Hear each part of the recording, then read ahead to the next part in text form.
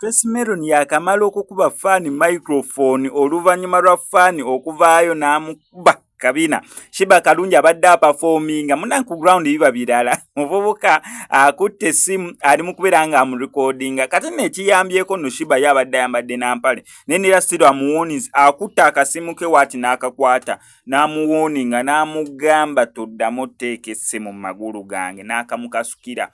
Okitege amugambye toddamu ne kakutanda n'oteeka essimu yo magulu gange. Olumaze akasimu n'akamukasukira. Shiba besides okubeera nti nera by the way engeri gyakikozeemu alaga nti nera bafana ba respectinga ate naye yeewe ekitiibwa. Besides omulala akasimu akakasuka eri ssebo omulala kati weninwaji ayinza okukompola microphone mwogwo omutu. Omanyi microphone y'ekyuma ayinza ogikukompola mwogwo omutu ate gumwoba ebiri ng'agikompola abantu nati kasamwesiruwaza naye ng'ayeesiruwaza nga kukompola. Tracy Melon yasazizaamu ye show yagisazizaamu n'agamba nze sirwa nino kunkwatirira kabina mwansasudde ku performinga ndi mu kuperforminga kati ki ekijja okunkubisa kabina nina omwami nina abaana alina abaana Tracy Melon simanyi kale nina omwami tugeze alina abaana alina abaganda abaana maama we abantu abamulabirako sebo bo balaba akataminga oli ali mu kuba kabina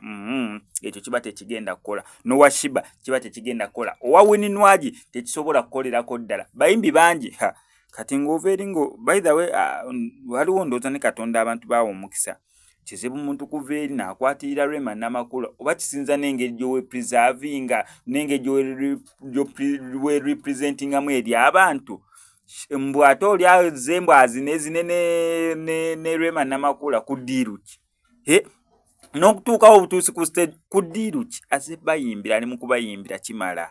Kati ono abadde ayagala kukwata Shiba paka mu byenda amugambye no Holland. Wano kwa SMX Media ngenda sigala nkoletea updates kwe kyonna okola subscribinga nyiga notification bell ebisigadde obitulekere.